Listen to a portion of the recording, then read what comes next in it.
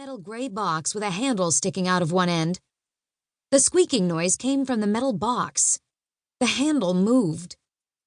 When our school was built in the 60s, someone decided that walls impede the free flow of educational ideas because some of the third-floor rooms are all double long, cut in half by retractable vinyl walls. Apparently, the architect of this plan had never been to a high school cafeteria to experience the noise associated with the unimpeded flow of ideas. The wall doesn't get opened much. Last time anyone opened the wall was during geography fair.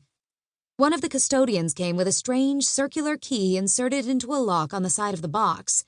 He'd pushed the handle down, and the wall had wheezed open, stuttering and complaining. Now the handle jiggled up and down, as if a bored ghost was trying to menace our class, but no one else was paying attention. I wondered if the custodian was trying to open the wall from the other side. It didn't make sense. I left my desk and walked to the box. I leaned over and grabbed it, surprised by the cool feel of solid metal. And suddenly, I felt much better. The world of noise and chaos faded away from me. The touch of real things can do this. The movement stopped. I shook the bar up and down. It didn't range very far before hitting the edge of what felt like teeth in a gear. I pushed down hard on the handle.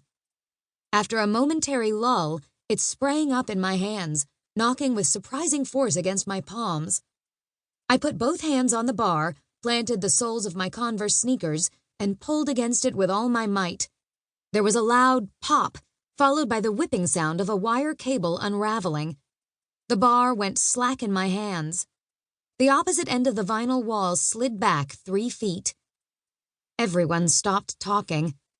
Students near the door craned their heads to see into the other classroom. Dakota Marquardt, male, said, "Shit," and half the class giggled.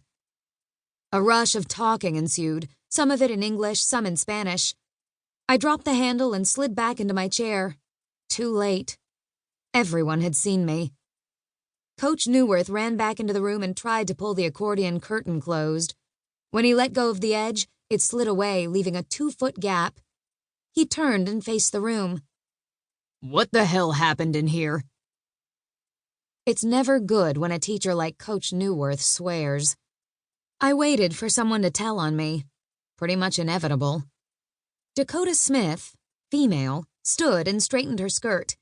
She pulled her long brown hair over her shoulder and leaned forward as though reaching across a podium for an invisible microphone. "After you left, the handle on the wall began to move," she began. "Lily put her hands on the handle and pushed down, and the cable broke and—" "Thank you, Dakota." Coach Newworth strode to his desk. "Lily Michaels Ryan, please accompany me to my desk." I followed him to the front of the class, keenly aware that every set of eyes in the room was fixed on me. Coach Newworth filled out a form for me to take to the office.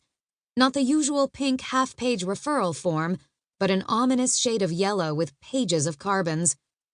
As I stared at the razor stubble on top of his pale head, I realized I'd messed up pretty badly. So badly, I probably wouldn't be allowed to see my father in the summer. "It wasn't just me," I said. "There was someone on the other side pushing down. I didn't mean to break the door, it's just—" Coach Newworth ignored me. "You'll note, Miss Michaels Ryan, that I have filled out a Skrelnech form for you. Your mother will have to sign the Kerblig and return it to the main office before you can be burned to clabs." This would be a good time to mention that I'd stopped taking my ADHD meds about a month earlier because they made me puke randomly and caused my head to ring like an empty bell at night. Side effects. "Your parents will have to sign the Kerblig before you can be burned to clabs. Do you understand me?" He waited, holding the Skrelnech form that I needed to take to the office. Clearly, he had no plans to hand me the all-important Skrelnech form until I answered him. I contemplated my choices.